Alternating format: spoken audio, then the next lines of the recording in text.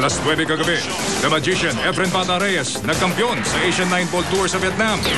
Alas 2:30 na madaling araw, isang lalaki natagpo ang patay sa loob ng kanyang bahay. 1:45 ng hapon, sinampahan si Pangulong Arroyo ng kasong diskwalifikasyon. Senador Panfilo Lacson at Fernando Poe Jr. naghahanda na para sa kanilang one-on-one meeting bukas. Back-to-back showbiz exclusive, ang bagong yaman ng Starstruck Final Four at ng Search for a Star.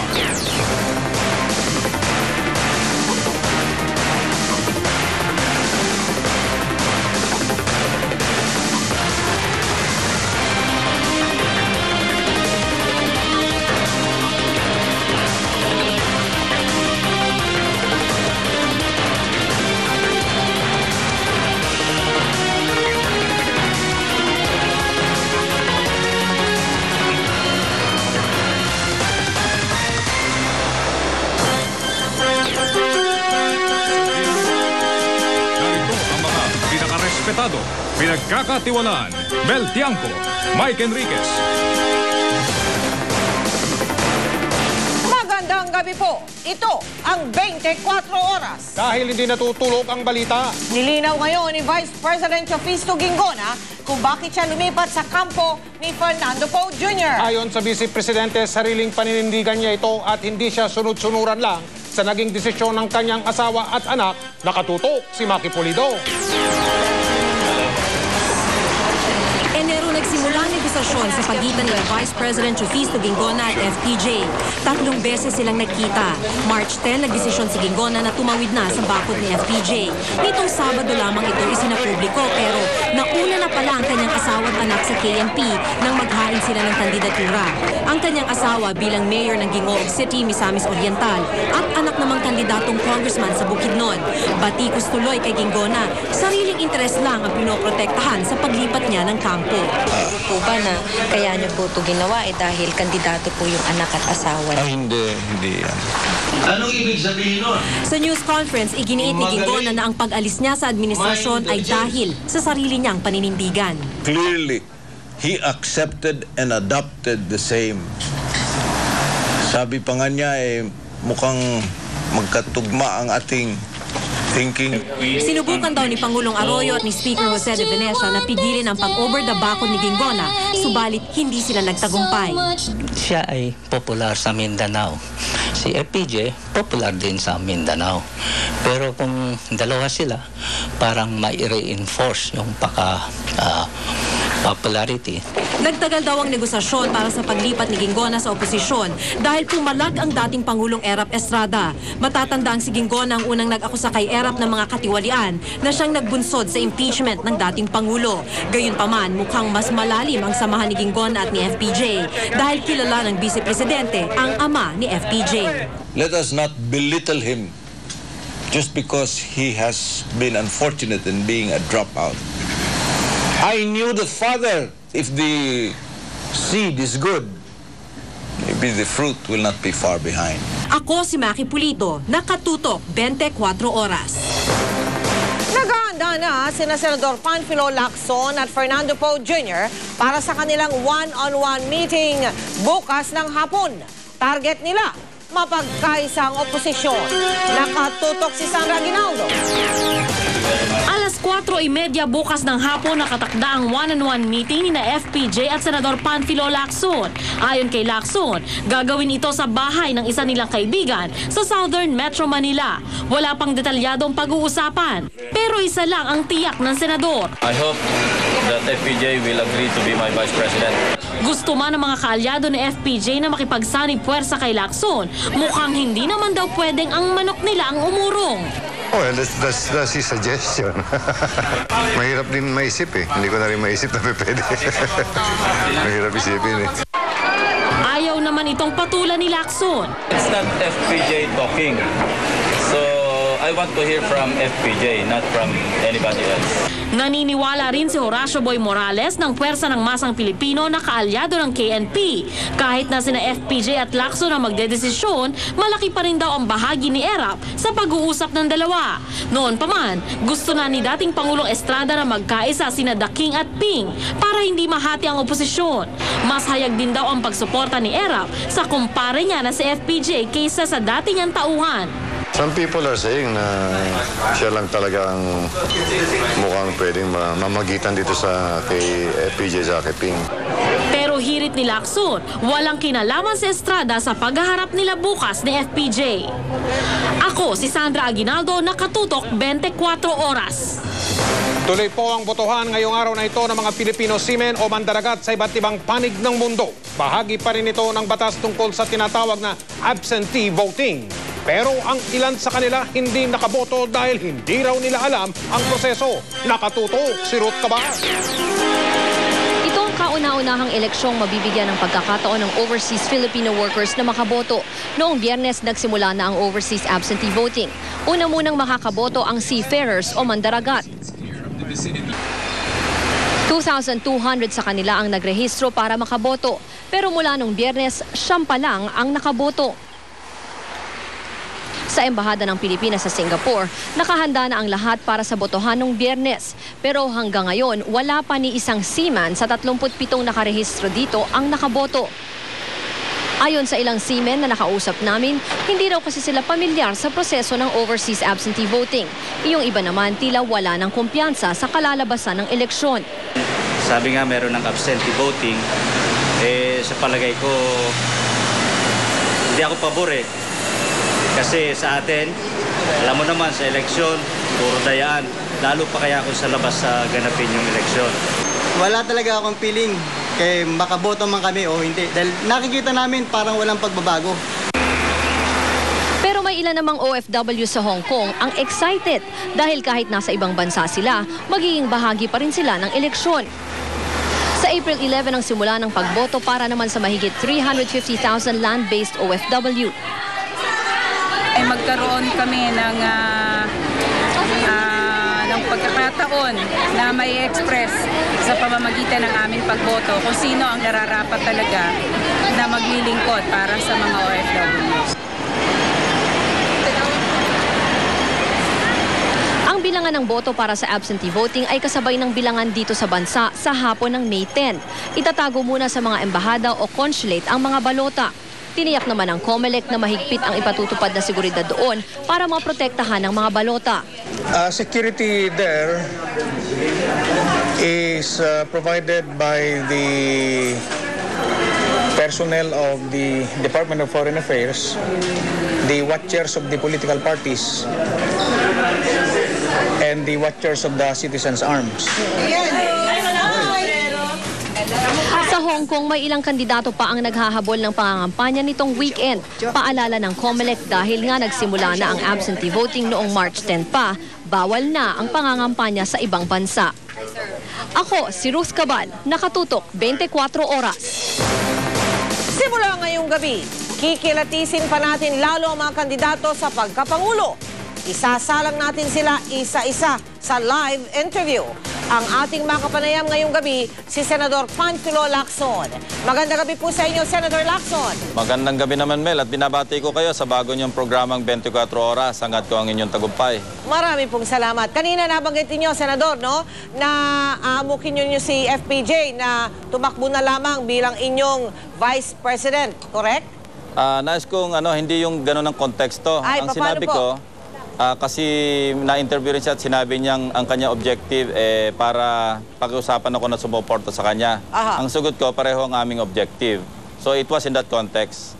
Alright. Paliwanag nga ho ninyo in more simple terms, yung context na nababanggit ninyo. Ang ibig ko sabihin, ako'y tuloy-tuloy na nangangampanya at tuloy-tuloy hanggang May 10 at hindi ako i-slide down o hindi ako atras. Ngayon, yung inyong ire-request kay FPJ na kayo ay tulungan, in what way? Well, wala naman talagang agenda kaming definite na pag-usapan. May tumawag lang sa akin, nasa Cebu ako noon, at sinabing kung pwede kami makapag-usap muli ni FPJ. Pang-apat na namin pag-uusap ito. At isa lang naman na maliwanag sa aming kaisipan, noon pa mula nang kami nag-usap, na napaka-importante na magkaisa yung oposisyon. Pero yung kung paano gagawin, yung formula, hindi pa namin napag-uusapan at walang konkreto na napagkakasunduan. Senator, at this point, maaari pa po bang bumaba ang isa man sa inyo? Ako, hindi na. Baka sakaling siya po sakaling may paliwanag sa kanya na alam nyo, kung siya ibababa, malaki ang chance niya manalo kay Noli de Castro. At si Lori naman, siguro hindi maargabyado dahil kung magiging senador uli, tiyak na mapanalo rin. So everyone is going to be a winner. Samantalang kung it's the other way around, medyo baka isa lang ang manalo o baka parehong hindi manalo. Senator, kasama ko rin si Mike Enriquez. Mike, good evening. Magandang gabi po, Senador. Kung pareho po kayong hindi atras ni FPJ, ano pang pagkakaisa ng oposisyon ang pag-uusapan niyo bukas? Basta't kami mag-uusap at hindi namin alam kung anong pagkakatapusan sa pag-uusap. Importante naman na nag-uusap di ba Mike? Opo, alam ko po, Senador, narinig niyo na itong sinasabi ng ilang pong mga tumututok sa darating na eleksyon. Kung pareho daw po kayong magmamatigas ni FPJ, baka daw mangyari sa inyo yung nangyari kay dating Speaker Mitra at kay dating Ambassador Danding Cojuangco nung silang dalawa ang naglaban-laban sa oposisyon, ang nanalo yung kandidato ng administrasyon. Well, history does not necessarily repeat itself. Opo, Senador. Si Mel. Salamat po, Senador. Maraming salamat, Mike. Mel, kinararangal ko maging unang panohin sa inyong 24 oras. Teka muna, habol na isang tanong pa, sir. Habol pa isang tanong. Nabanggit nyo kasi si Noli kanina. Ano po, si Noli de Castro. May mga bulong-bulungan dyan na nag-uusap na daw kayo ni Noli de Castro Meron ho ba? Hindi totoo. Nakakita lang ko ng poster na kaming dalawa ni Noli magkasama sa poster. Hindi ko alam kung saan nanggaling. So doon siguro nag-ugat yung bali-balita. Pero walang balita. Hindi tama yung nag-uusap kayo na natambalan. Hindi Noli totoo yun. Ping. Hindi, wala. Maraming pong salamat. Senator Lacson, magandang gabi po sa inyo.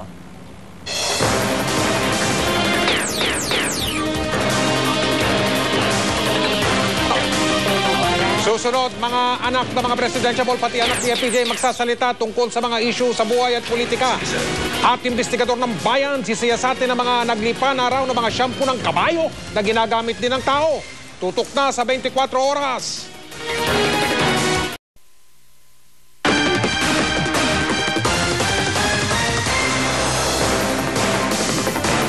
Kung dati, magulang lang nilang napapakinggan ng publiko, nagsalita na rin ang mga anak na mga presidentiable. At ngayon sa unang pagkakataon, nagpa-interview na ang anak na babae ni The King. Nakatutok si Cara David. Si Grace Polia Manzares ang kaisa-isang anak ni na FPJ at Susan Roses. 10 taon na siyang namumuhay ng tahimik sa Amerika.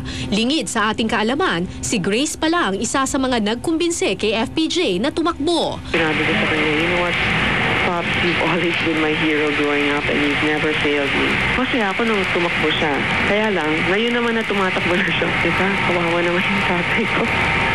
Balak ni Grace umuwi ng bansa kapag nanalong Pangulo si FPJ. Bata pa lang si Jay, hinubog na siyang maging sunod na Ping Lacson. Pinapasok pa siya sa PMA para sumunod sa yapak ng ama, pero pagkatapos ng 4 na buwan, di rin niya kinaya. Kung kamay na bakal ang imahe ni Senador Lacson sa publiko, ganun din daw sa kanilang bahay. Siguro once a week lang siya umuwi. Pag umuwi siya, takot-takot pa kami. Bakit? Imbis na ma-excite kami, tapos kasi bihira namin siya makita. Oo. Pag dumarating siya ng bahay. Hala, dyan na si Daddy. Parang ganun. Taray queen ang bansag ng media kay Pangulong Arroyo. Ano naman kaya siya bilang ina? Tapos may schedule kami. Pagising, ganitong oras, tapos kakain, tapos kailangan matulog ka by this time. Paano kung di ka pa naantok? Hindi, disiplina. Iniidolo naman ni Joni ang amang si Brother Eddie Villanueva. Katunayan, nung gumraduate si Joni, pinasabit niya sa ama ang medalya imbis na sa kanya. Nung una, tutol daw si Joni sa pagkandidato ng ama. Wala naman siguro nga sa pati ng pag-iisip na papayag ka, diba? You know the kind of politics we have, how dirty it is. Marami. Kung manalong Pangulo ang magulang nila, iwas camera ang gusto sana nila. Pero iba ang plano ng anak ni Eddie Hill na si Charlene. Ang kanyang misyon, mag-artista kapag nasa Malacanang na si Papa. Ang mga anak ni Raul Roco hindi pumayag magpa-interview. Sinasabing ang tahanan ng pinakamaliit na pamahalaan at ang anak ang pinakaunang taong bayan.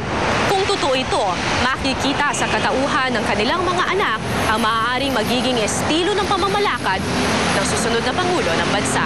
Ako po si Cara David, nakatutok 24 oras. Kasama raw sa mga kinukonsulta ng mga presidentiable sa kanilang pagkakandidato ay ang kanilang mga asawa. Ano nga ba ang papel ng mga asawa sa kandidatura ng mga presidentiable? Nakatutok si Mark Salazar. Si Imelda idinaan sa kantaang panunuyo. Si Ming papiano-piano naman. At dahil si Erap na ang artista sa pamilya, si Loy naman ang gumanap na doktora. Ngayong panahon na naman ng eleksyon, panibagong henerasyon ng wannabe First Lady ang nagsiusbong. Ayaw sana ni Mrs. Lacson ng ganito, yung nasasalang siya sa mata ng publiko, pero alam niyang isa itong tungkulin, isang papel na dapat niyang gampanan sa kampanya ng kanyang asawa.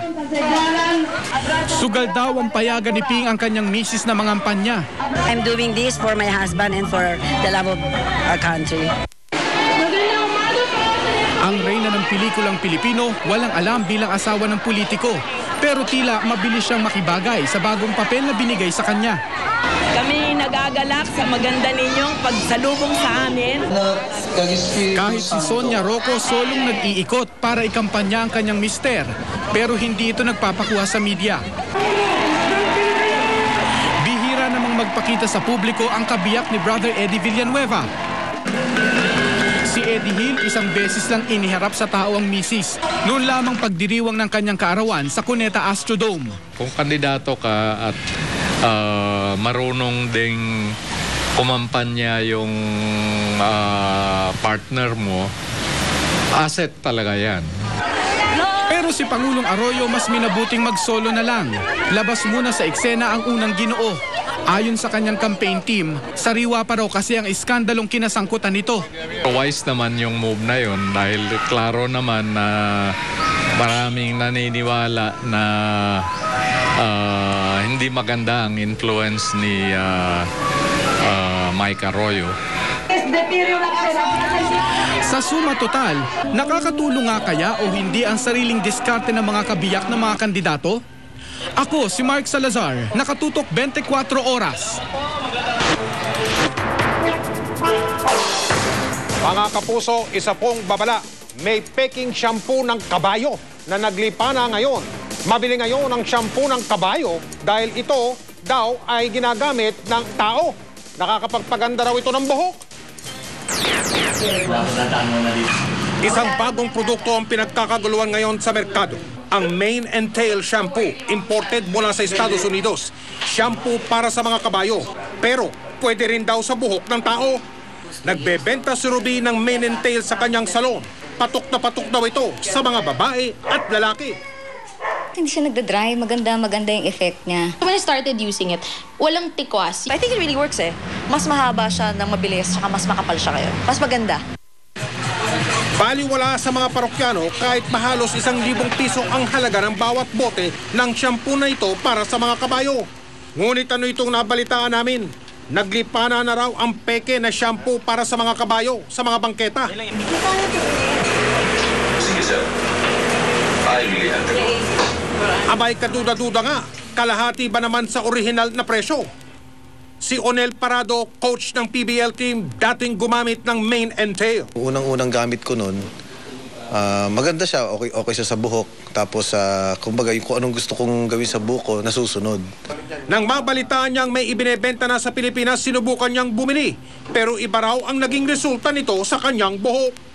Tumigas talaga yung buhok ko at yung may tinatawag silang parang yung hair fatigue. Suriin natin ang Mane and Tail na nakuha ni Onel sa isang tindahan. Walang pinagkaiba sa packaging na original na Mane and Tail. Halos pareho raw ang presyo pero ang diferensya makikita sa lapot ng shampoo. Itong nabili ko, medyo malabnaw nga siya. Kaya't payo ng mga eksperto, tignang mabuti ang bibilhing produkto. If you notice na parang yan, parang pearly white yung dating, more or less that's the color of the original. But even the fake ones can look like this. When you use it and you feel it's itchy, or you're getting dandruff, or you notice parang nagkakaroon ka na ng sugat, or it's a little bit reddish yung scalp mo, stop using it. And then, dapat ding alamin ang chemical content kung tawagin at ang gumawa ng produkto. At siguraduhin na ang bibiling shampoo ay may nakalagay na for human use. if it's an imported product, preferably dapat meron number ng distributor so that in case you get a reaction, which happens even with good products, you know who to contact. Sa paglipana ng ganitong mga produkto, Sino kaya ang dapat managot kung sakaling malagas ang iyong buhok at kayo ay mapanot? Tumawag po ang GMA News sa Amerika para magtanong sa manufacturer ng mane and tail horse shampoo pero hindi po namin sila nakausap. Nilinaw naman ng ating Bureau of Food and Drugs, hindi pa nila binibigyan ng lisensya ang mane and tail horse shampoo na ibenta dito sa Pilipinas. Kaya paalala ng investigador ng bayan sa mga nagbebenta ng shampoo ng kabayo, huwag kayong aabuso dahil hindi namin kayo tatantanan. Eddie Hill, naghahanda na raw sakaling disqualify siya ng COMELEC bilang kandidato sa pagkapangulo.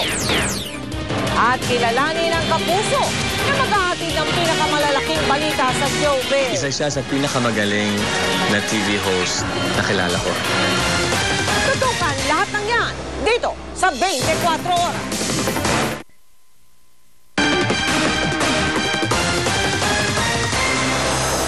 Mga kapuso, bukas nakatagtapong ilabas ng Commission on Elections ang desisyon sa petisyong pagpapawalang bisa sa kandidatura ni Eddie Hill. Nakatutok si Cheryl Yao. Tila inaasahan na ng presidential na si Eddie Hill na madidisqualify siya sa eleksyon. Ngayon pa lang kasi, sinasabi ni Hill na itutuloy niya ang laban kahit makarating pa siya sa Korte Suprema. Kung ma-disqualify, first division man yan, pwede pa rin kami mag-motion for reconsideration. Una rito, nagkaaberya sa kampanya si Eddie Hill sa Cagayan de Oro. Tumalbog ang checking ibinayad niya sa hotel, pero agad itong naayos.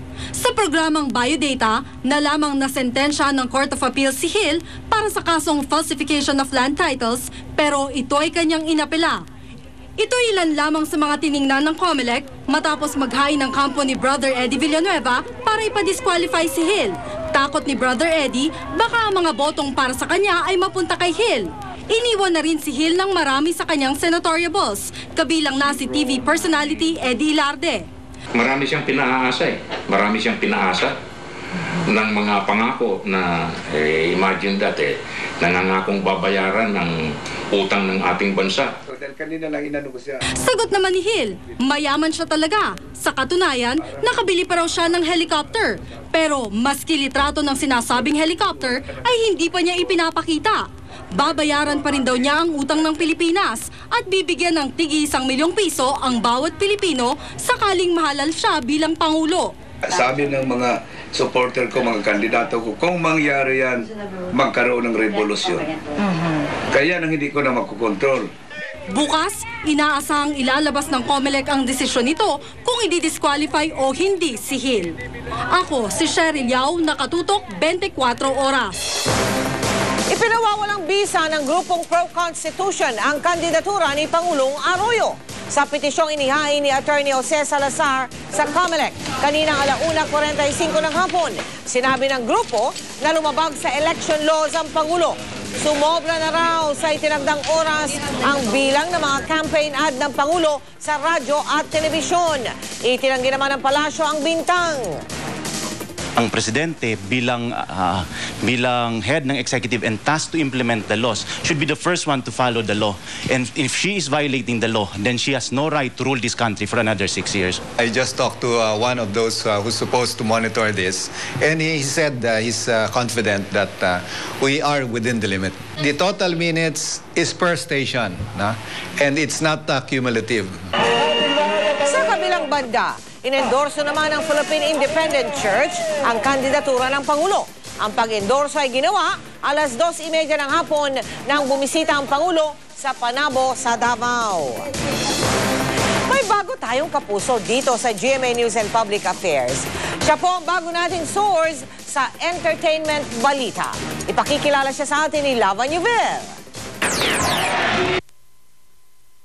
Hitik ang mundo ng showbiz. Sa chismis man o lihitimong balita. Kaya dapat updated ang tututok dyan. Dahil di rin natutulog pati balitang showbiz. Go-getter, no? Ano siya talaga medyo lista. Ganon. So, and I think she has the face for on-camera work. Dedikasyon at determinasyon. Dapat sa simula pa lang nandyan na yan. At At dahil pinakamalaking balita sa showbiz ang hahawakan niya, dapat kapantay nito ang kanyang personalidad. Nakamagaling na TV host na kilala ko. Marunong siya mag-host ng live, marunong siya mag-host ng tape, marunong siyang mag-interview, at nakikinig siya. Nagsimula bilang radio newscaster, naging kolumnista rin siya sa iba't ibang magazine at pahayagan. Ngayon, sikat na TV host at commercial model na si Pia. Ngayon, kasama na ng grupong maghahatid sa inyo ng pinakamalaking balita sa telebisyon, ang pinakabagong showbiz host ng Showbiz Time. Welcome, Pia Guanyo!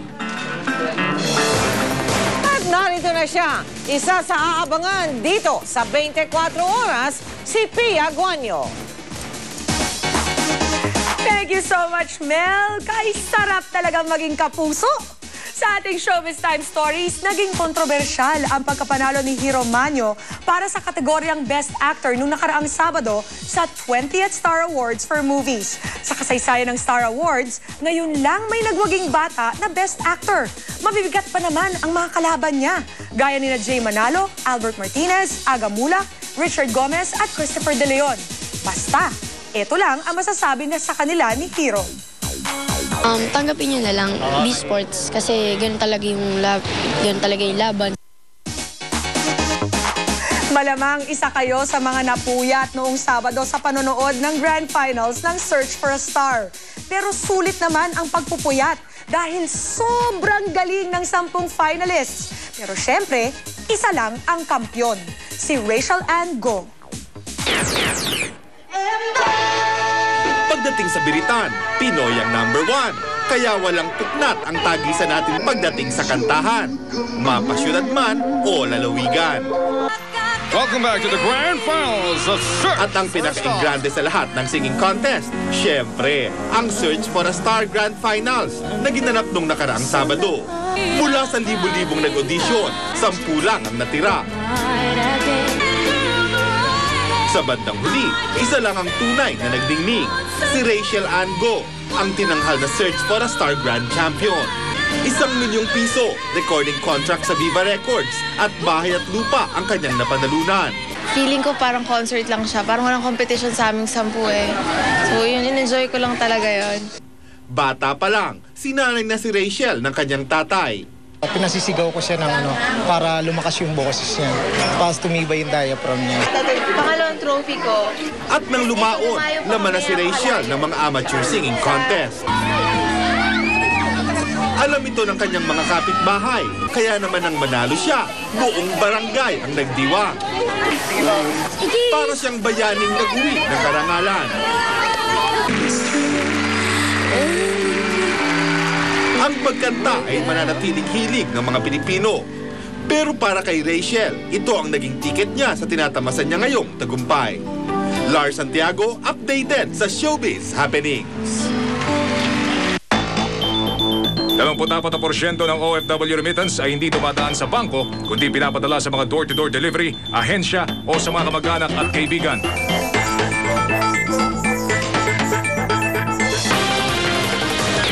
Abangan! Mga kolorong na bus pinaghuhuli ng DOTC. Sa kapusong totoo, tungayan ang kwento ni Lola Aduring. Walang patid na pagtutok dito sa 24 oras.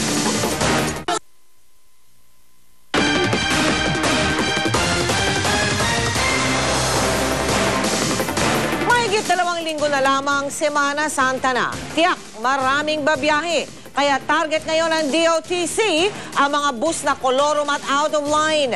Naugat ng perwisyo sa mga lansangan. Nakatutok si Carlo Lorenzo. Sa kahabaan ng EDSA Cubao, pumwesto ang mga operatiba ng DOTC Action Center kaninang madaling araw. Target nila, mga kolorom at out of line na mga bus. Wala pang 1 oras ang nakakalipas, huli ang bus na ito. Pinaharurot pa ng driver ang bus.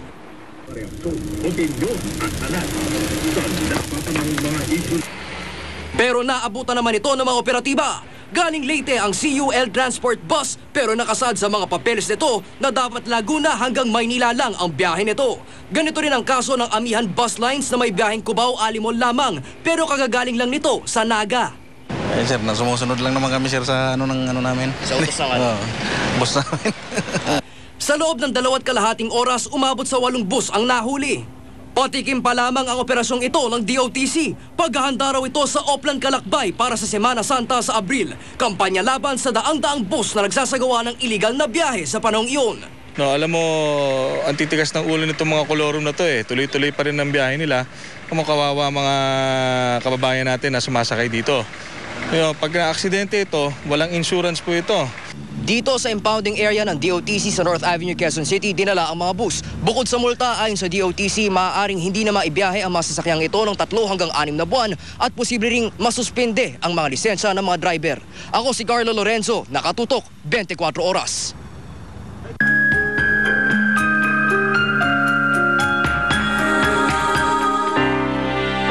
Pangarap ng bawat Pilipino na magkaroon ng sariling bahay.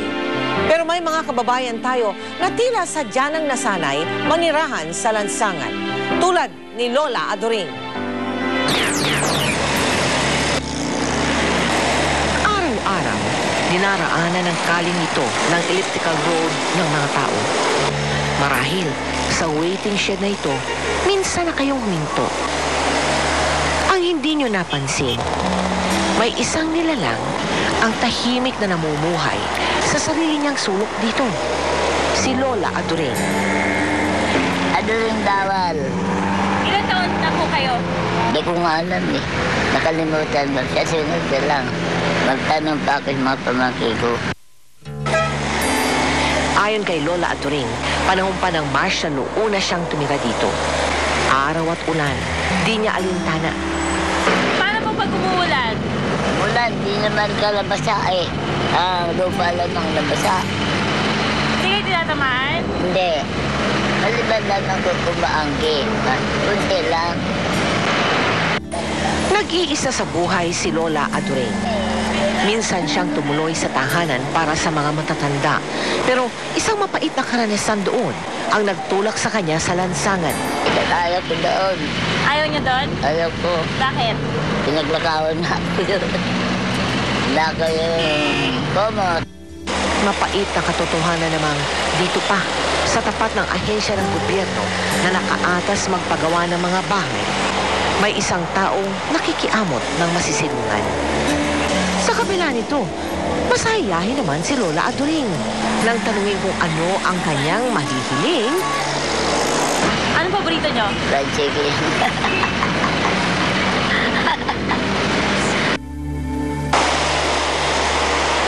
Kaya maaga pa'y hinatira namin siya ng masustansyang almusal at damit. Animoy bata siyang sabik na sabik sa mga simpleng handog namin. Hangad sana namin higit siyang kalingain sa isang ligtas na tahanan. Pero si Lola Adoring, tila hindi pa handa sa pagbabagong ito.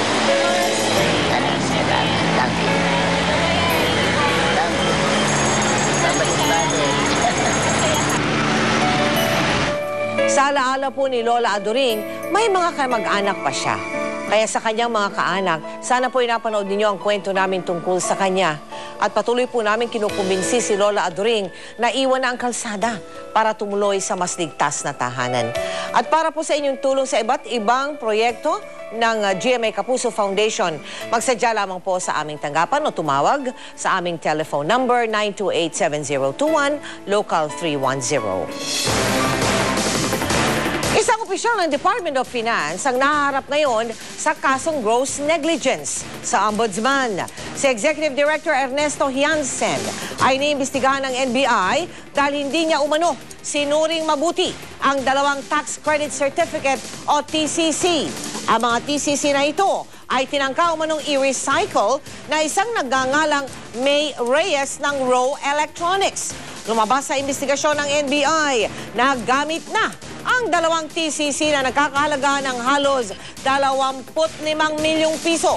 Pero ayon kay Hiansen, sinuri nila itong mabuti kaya hindi siya dapat kasuhan. Plus at dapat yan dinabot ng BIR, hindi na ma-issue yung bagong TCC, hindi na magagamit nung nakabili. The first information that the government had that something was going on came from this office. The first information that something went wrong with the Rome transaction came from our office. Susunod isang lalaki kalaboso dahil nagpasikat sa kanyang minamahal. The Magician, Efren Bata Reyes, panalo sa Asian 9 Ball Tour sa Vietnam. Tuloy ang pagtutok dito sa 24 oras.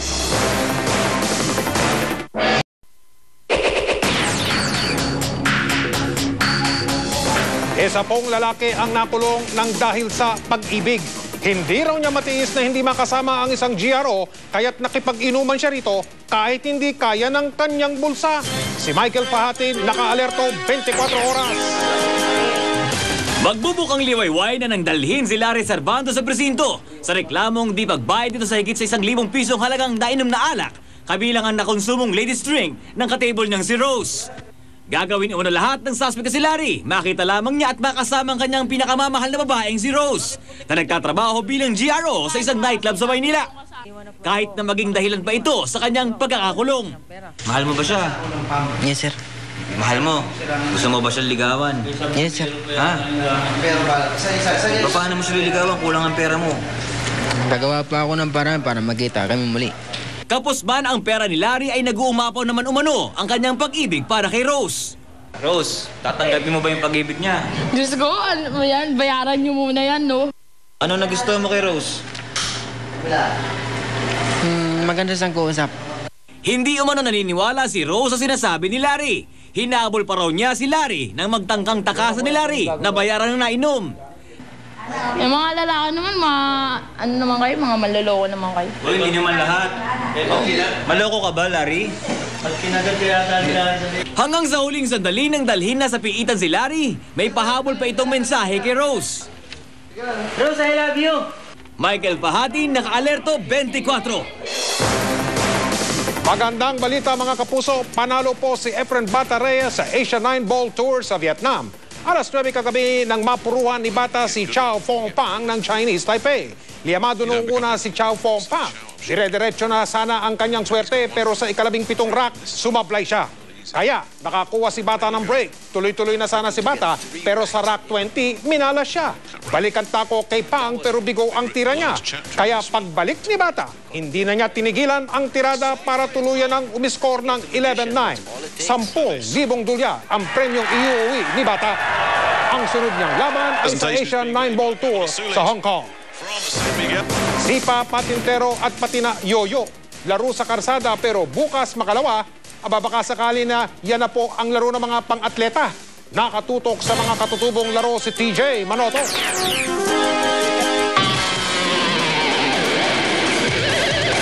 Kilala di lang sa Pinas kundi sa buong mundo ang yoyo. Pero hindi lahat ay nakakalam na dito sa ating bansa nang galing ito. Bago para dumating mga Kastila, ginagamit ito ng ating mga ninuno sa pangangaso. Mula nang dali ni Pedro Flores ang yoyo sa Amerika noong 1920s, unti-unti na ito naging sikat sa buong mundo.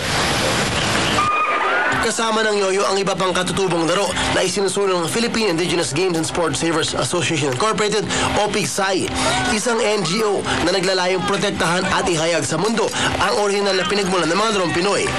Halimbawa ang dama na itinutulak na maging larong pampalakasan at ang sipa na national sport na ng Thailand. Parang nagtatampo rin ako sa gobyerno natin. Meron tayo dyan na sinang culture and arts na mga meron tayo ng Philippine Sports Commission. Hindi nabigyan ng suporta itong isa sa mahalagaan nating kultura. Nagbunga na ng paglalabi para sa Agnis, kaya sa kauna-unahang pagkakataon, kasama nito sa SEA Games sa 2005. Simula lang yan ang laban dahil hanggang ngayon, pilit nilang tinusuklas ang iba pang mga katutubong laro na magdadala sa atin sa mapa ng mundo ng sports. Tulad ng patintero, sungka at iba't iba pang martial arts.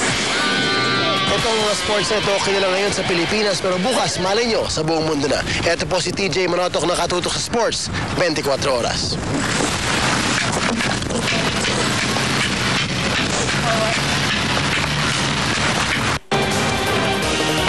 Susunod, Starstruck Final 4, kasabay ng pagsikat ang pagyaman. Tuloy ang pagtutok natin 24 oras.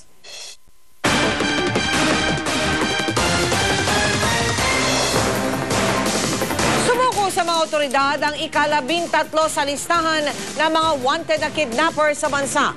nakatutok si Jiggy Manicad. Narito ang kanyang live report. Jiggy!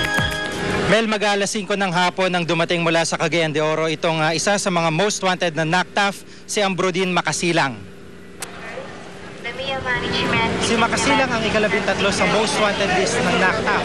Ayon sa NACTAF, si Makasilang ay sangkot sa pagkidnap sa isang Lourdes Santiago noong 2002 at nakasampa ang kaso sa Parañaque.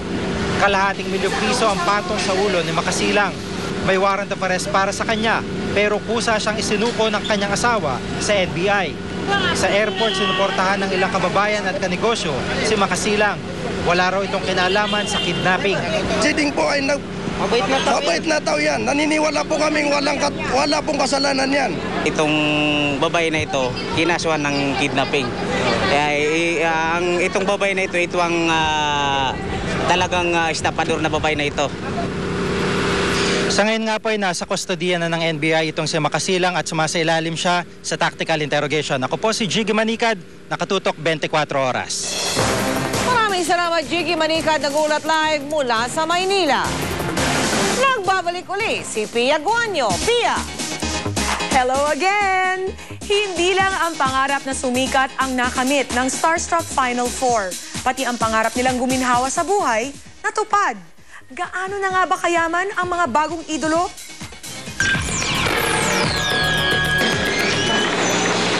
Pinag-aagawan ng mga producer at advertiser.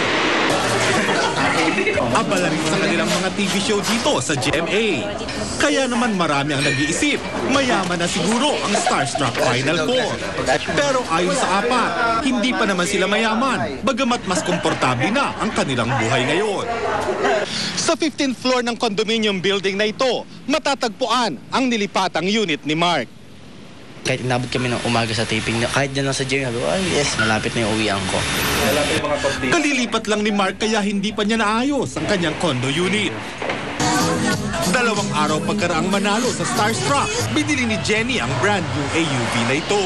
Sarili ko itong sasakyan na hindi na ako, diba, mapasundo or what. Si Rainier, hindi pa bumibili ng kotse. Iipon pa talaga ako ng pera. So pagka medyo marami na, tsaka ako ng mga kotse, bahay, ganun. 6 digits na ang perang naiipon niya. Marami Pag-iipon din ang ginagawa ngayon ni Yasmin. Alam daw kasi nilang hindi naman habang panahon ay ganito karami ang kanilang offers. Asawa po ng Diyos, hanggang ngayon, tuloy-tuloy po yung pasok ng pera. Parang nabawi na po namin yung na-scam sa amin. Masarap yung feeling na lahat yun dumating sa buhay mo. Nakakatulong na sa family. Pagdating sa pag may mga kailangan, di ba, mga kailangan sa bahay. Lars Santiago, updated sa Showbiz Happenings. Mga kapuso, nagpasikat na naman ang isang Pinoy sa Amerika. Tinanghal na kampyon ang 11 taong gulang na si Mark Mejia sa prestihiyosong American Star Search. Tinalo ni Mejia ang 2 pang mahuhusay na kalahok. Matatandaang 2 Pilipina rin ang pumasok bilang finalist sa American Idol. Yan ang Showbiz Time Balita. See you tomorrow. Balik sa'yo, Mel and Mike. At yan po ang tinutukan namin mga balita sa nakalipas na 24 oras. Maraming salamat sa inyong pagtitiwala.